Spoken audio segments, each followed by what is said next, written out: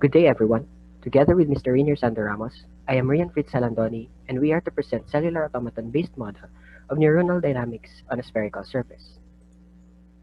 In this work, we propose a CA-based model as a faster way of modeling responses of neurons, imposing spherical Voronoi tessellations to mimic tissue configuration in real systems.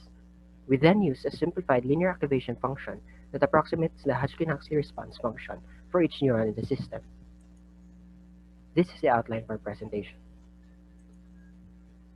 The Hodgkin-Huxley model consists of four differential equations that describes the diffusion of ion concentration across the neuronal membrane. The action potential over time of the neuron can be obtained with increasing magnetic field strength of ultrasonic waves that use in stimulation of these neurons. The firing frequency versus injected current shows a thresholded nonlinear behavior, which we will simplify for our cellular automata.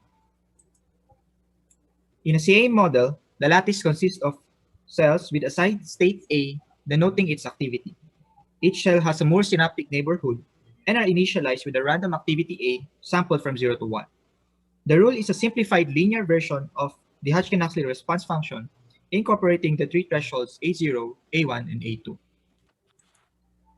To generate a lattice with varying shapes and sizes, we use the Voronoi tessellations. Voronoi tessellations are the partitioning of a space such that each generator shown in red is enclosed by a Voronoi region where all points in the region is nearest to this generator than to the other generators in the space.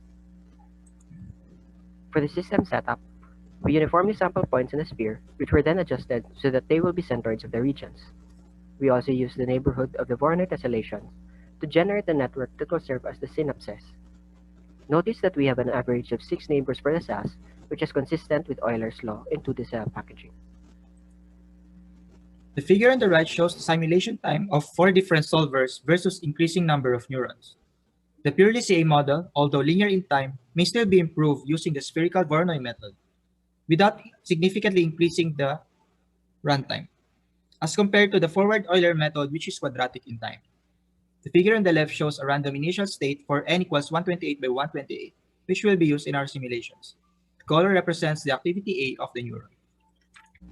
By varying the thresholds of the activation functions A0, A1, and A2, the resulting system activity can be classified into three: quiescent, spiking, and periodic. Quiescent steady state has two types: fast decay and slow decay. Spiking steady state also has two types, can be correlated and uncorrelated spatial dynamics. While for periodic steady state, only a 2 oscillatory activity was observed, shown in purple line. The following are the spatio-temporal patterns and single neuron activity for each of the classes. For quiescent, we have a fast and a slow decay. For spiking, we have an uncorrelated or random patterns and a correlated or exploding patterns. For periodic, we only have a 2 oscillatory behavior.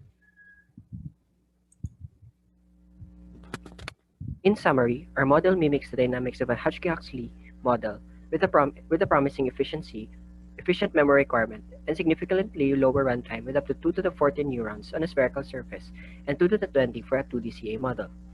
The spatio-temporal patterns were classified as quiescent steady state, spiking steady state, and periodic steady state.